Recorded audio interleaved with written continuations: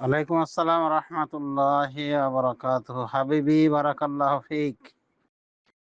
আপনার মা যদি অসুস্থ হয়ে থাকেন এবং অসুস্থতার পাশাপাশি যদি বয়োবৃদ্ধা হন, রোজা রাখতে অক্ষম হন বয়স ভারী হওয়ার কারণে, তাহলে যারা বয়স্ক এবং চিররোগী, মানে অস্থায়ী রোগ না, স্থায়ী রোগ, ডাক্তার বলেছে এ রোগ কখনোই সারবে না এবং ওই রোগের সাথে রোজা রাখা সম্ভব নয়, তাহলে এনারা ফিদিয়া আদায় করেন। পার মিসকিন একজনকে খানা দিবে, খাদ্য ধরিয়ে দিবে। খাদ্য যদি ডেকে আনা খাওয়ায় তো যা খাবে তাই ফিদিয়া, অথবা 1.5 কেজি নিসফে সা হিসেবে খাদ্য ধরিয়ে দিবে, চাল দিয়ে দিবে।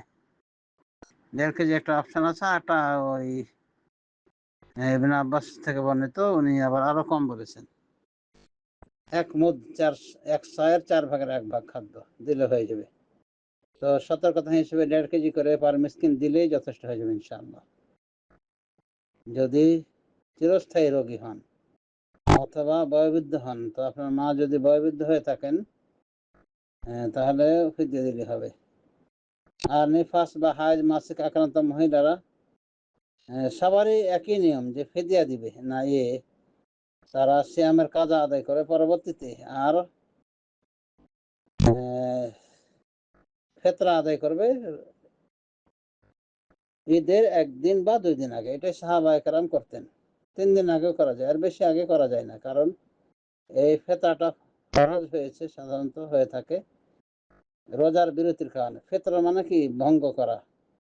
ফেতরা মানে রোজা বিরতি দেওয়া। তো রোজা বিরতি দেওয়া এখনো 20 দিন বাকি, 15 দিন বাকি, তো ফেতরা কেন দেবে? দেওয়ার নিয়ম না। হ্যাঁ, সাহাবায়ে কেরাম 1 দিন 2 দিন আগে দিতেন, সেই হিসেবে 1 দিন 2 দিন আগে, বা হাদিস থেকে প্রমাণ 3 দিন আগে দেওয়া যায়, খুব জোর, এর আগে না। আর সবার একই বিধান, যারা ওজরের কারণে সিয়াম পালন করতে পারেনি তারাও ফিতরা আদায় করবে। আর ফিতরা পরিমাণ তো জানেন আশা করি, যে এক সার পরিমাণ করতে গিয়ে ওলামায়ে কেরাম মতের ভিন্নতা প্রকাশ করেছেন। কেউ বলেছেন 2.5 কেজি, কেউ কিছু কম, কেউ বলেছেন, কেউ কেউ বলেছেন 3 কেজি, মানে 3 কেজি 3 কেজি 3 কেজি সর্বোচ্চ বলা যেতে পারে। তো খাদ্য থেকে দিতে হবে।